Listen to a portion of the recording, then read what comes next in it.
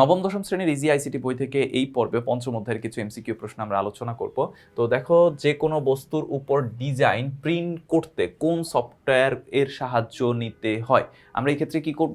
Design করব। Design করার জন্য হচ্ছে আমাদের এক্ষেত্রে ইলাস্ট্রেটরকে ব্যবহার করতে হয়। তারপরে অঙ্কন শিল্পে ব্যবহৃত প্রধান সফটওয়্যার কোনটি? অঙ্কন শিল্প মানে কি? ডিজাইন করাই। তো ডিজাইনের জন্য আমরা কি ব্যবহার করব? এক্ষেত্রে আমরা ব্যবহার করব হচ্ছে অ্যাডোবি ইলাস্ট্রেটর।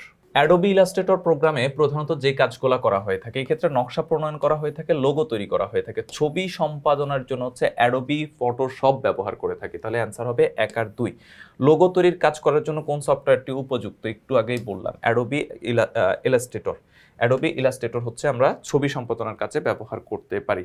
তারপরে ইলাস্ট্রেটর প্রোগ্রাম খোলার কমান্ড কোনটি?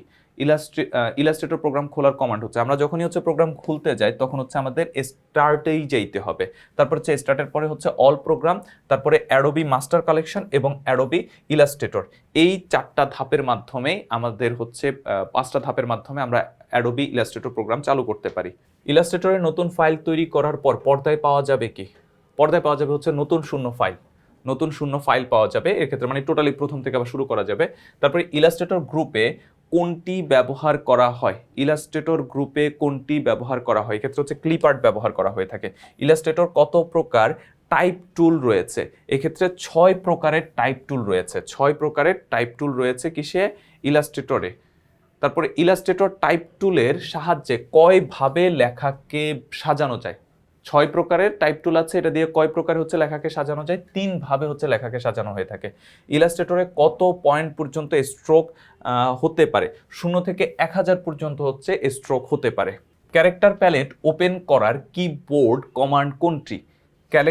ক্যারেক্টার প্যালেট ওপেন করার কিবোর্ড কমান্ড হচ্ছে Ctrl+T। ইলাস্ট্রেটরের কালার প্যালেটটি পর্দায় বিদ্যমান না থাকলে কিবোর্ডে কোন বোতাম চাপতে হবে? মানে কালার প্যালেটটি যদি হচ্ছে না থাকে তাহলে আমাদেরকে হচ্ছে যে কোন বোতাম চাপতে হবে? এক্ষেত্রে F6 বোতাম চাপলেই হচ্ছে আমরা কালার প্যালেটটি পর্দায় দেখতে পাবো। তারপরে কিবোর্ডের কন্ট্রোল বোতাম চেপে রেখে সমান চিহ্নের বোতাম চাপ দিলে নিচের কোন কাজটি সম্পূর্ণ হবে? কন্ট্রোল ইকুয়াল করলে হচ্ছে জুম ইন, আর কন্ট্রোল হাইপেন হলে হচ্ছে জুম আউট। পৃষ্ঠা বা অবজেক্টের অবস্থান পরিবর্তন করা যায় কোন টুলের সাহায্যে?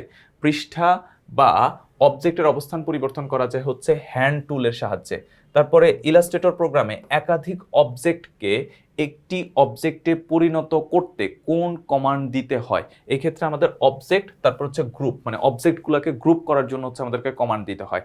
ইলাস্ট্রেটর লক কমান্ড থাকে কোন মেনুতে? লক কমান্ড থাকে এক্ষেত্রে আমাদের অবজেক্ট মেনুতেই লক কমান্ড থাকে।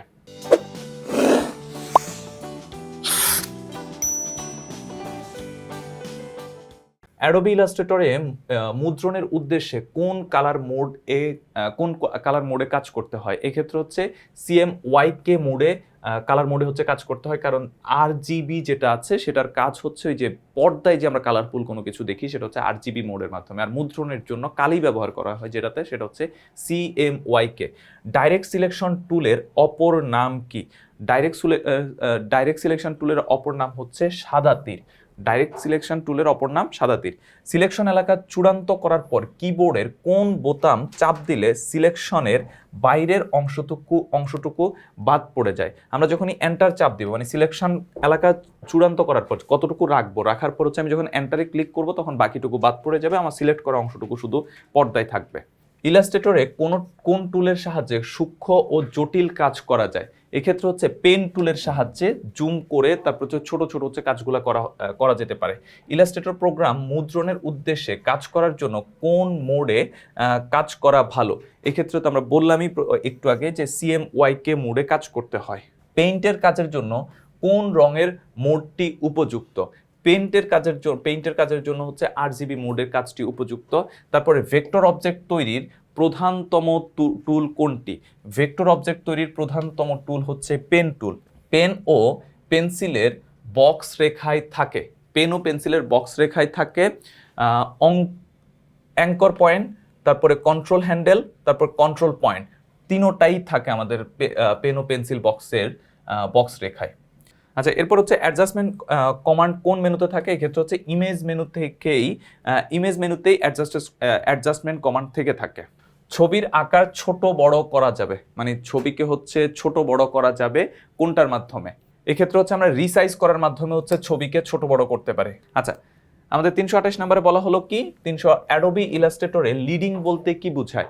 অ্যাডোবি ইলাস্ট্রেটরে লিডিং বলতে বোঝানো হয় লাইনগুলোর মাঝখানে ফাঁকা জায়গা, বর্গাকার বা আয়তাকার বা অন্য যে কোনো প্রকার বদ্ধ পাতের ভেতর টাইপ করা বা লেখাকে কি বলা হয়ে থাকে? এরিয়া টেক্সট বলা হয়ে থাকে। মানে সিলেক্ট করা অংশের ভেতরে যেই লেখাগুলা থাকে সেগুলাকে আমরা হচ্ছে এরিয়া টেক্সট বলে থাকি। আউটলাইন তৈরি করার উপায় কয়টি? আউটলাইন তৈরি করার উপায় হচ্ছে আমাদের দুইটি উপায় হচ্ছে আমরা আউটলাইন তৈরি করতে পারি। আর ইলাস্ট্রেটরে অক্ষরের আউটলাইন তৈরি করার কমান্ড হলো, মানে ইলাস্ট্রেটরের অক্ষরের আউটলাইন তৈরি করার কমান্ড কোনটি? এই ক্ষেত্রে আমরা দুইটা উপায় ব্যবহার করতে পারি। একটা হচ্ছে শিফট প্লাস হচ্ছে কন্ট্রোল চেপে ও বোতাম চাপ দিলে হচ্ছে আউটলাইন তৈরি হয়ে যাবে, অথবা টাইপ মেনু থেকে হচ্ছে ক্রিয়েট আউটলাইন চেপে আমরা এটা করতে পারি। অর্থাৎ এই ক্ষেত্রে অ্যান্সার হবে হচ্ছে ক, 1 ও 2। তো আমাদের এই ছিল এই পর্বের আলোচনা। পরবর্তী পর্বে আমরা অন্যান্য প্রশ্নগুলো নিয়ে আলোচনা করব। এই প্রশ্নগুলো আমরা আলোচনা করছি ইজি আইসিটি বই থেকে। তোমরা যারা ইজি আইসিটি বই সংগ্রহ করনি খুব দ্রুত সংগ্রহ করে ফেলবে। সবাই ভালো থাকবে, সুস্থ থাকবে, আল্লাহ হাফেজ।